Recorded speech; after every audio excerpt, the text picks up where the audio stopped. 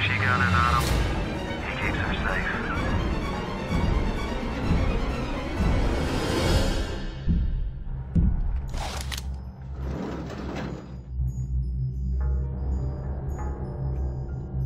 The party's over now. The dawn is drawing very nigh. Let's creep away from the day and allow me to say goodbye.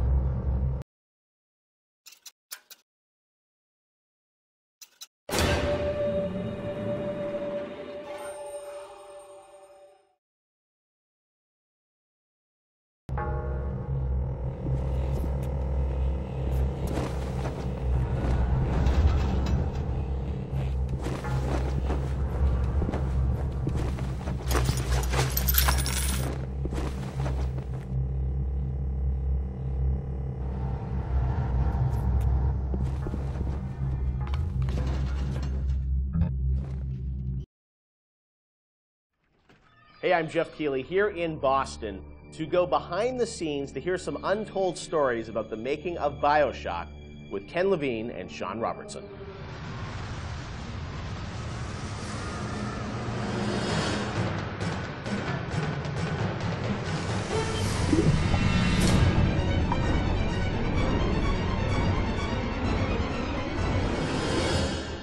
Let's talk a bit about the theme and setting of BioShock, Rapture.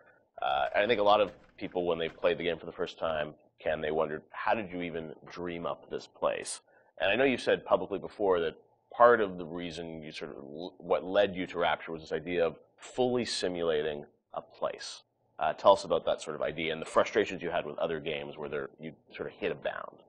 I think our philosophy was always to do what we were doing 100% rather than try to do something bigger and do it 50% or 40%. So one of the ideas of, and this sort of came from System Shock 2 as well, where you focus on an area that you can really bring to life and you kind of eliminate the questions of, well, why can't I go over the bridge to New Jersey? So we were able to really make a place, I think, that felt believable and real, even though in actuality it was really quite limited. But we just sort of dressed it with all these buildings outside that were all, were all basically glorified fakes. We let the story drive what we needed to show rather than some kind of like predetermined map which we set down, which is a little different than like System Shock 2, where we actually mapped a spaceship out deck by deck. Yeah. Because I don't know what the philosophy felt a little different there, because you want to feel like a real spaceship that was sort of stacked on top of each other.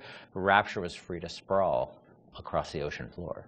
Although you guys originally, John, were talking about doing this game on a sort of spaceship again, right? Yeah, when we first started talking about what the spiritual successor to System Shock 2 was going to be, Spaceship came up, but again, we wanted a limited environment, and we didn't necessarily want to do Spaceship again. And our first actual exploration of this space was underwater, but ultimately ended up looking like a spaceship. It just happened to have a couple of seaweed fronds outside. And that started to push us towards what artistic statement that we wanted to make this look different, and what rules we were going to set for the world. How at every turn we were going to try to remind the player that they were in fact underwater and that this wasn't a spaceship. And how, like, underwater, we obviously know you did underwater, then sitting in the sky, like, where did you come with the idea of, like, doing this underwater? I think there was probably a conversation. It's like, well, what kind of places could be cut off from other places? Yeah. Like, well, you know, spaceship,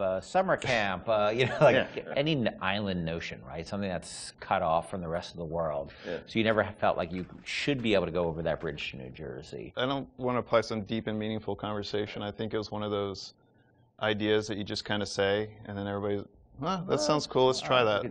Let's go for it. And I think it lended itself to having very nice views out the window without having to build an insane amount of unique assets. Right.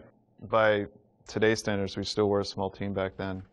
And there's an expectation that because you're underwater, the view distances are going to be short, so you can really kind of fade out into the fog at a short distance and not have the expectation that, why can't I see forever? So there's a lot of limitations in a good way that we put on ourselves by being underwater, as opposed to, like, if you're on a cruise ship, then you'd expect to see across the water, and we'd have to deal with that. Same thing with an island. Or a city in the sky. Yeah, exactly. Which was a lot more complicated, yeah. So you came up with the idea of, let's do this underwater, let's do this sort of isolated place. Then you had to answer the question of, you know, why would someone build this? Is that sort of how it worked, sort of order of operations? You then had to come up with a story to explain? Yeah, I think we wanted a very believable reason why they'd be there. Right. And sort of the necessary isolation of the place sort of led to, well, what kind of person would want.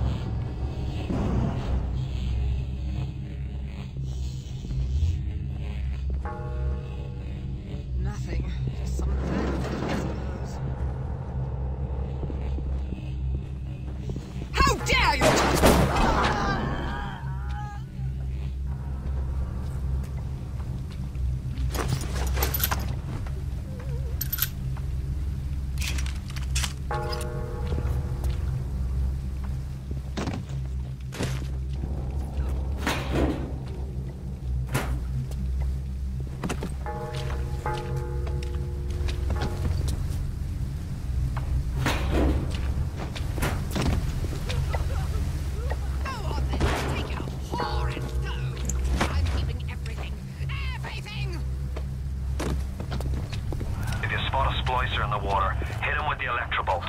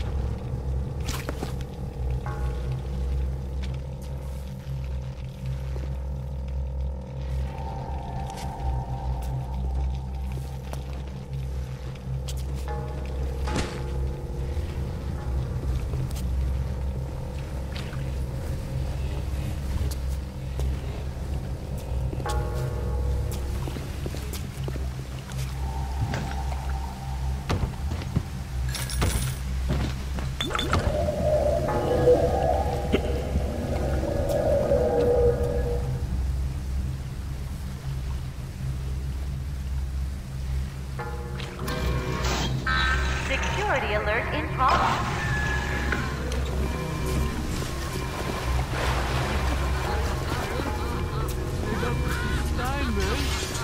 Ladies will be knocking at my door. I got a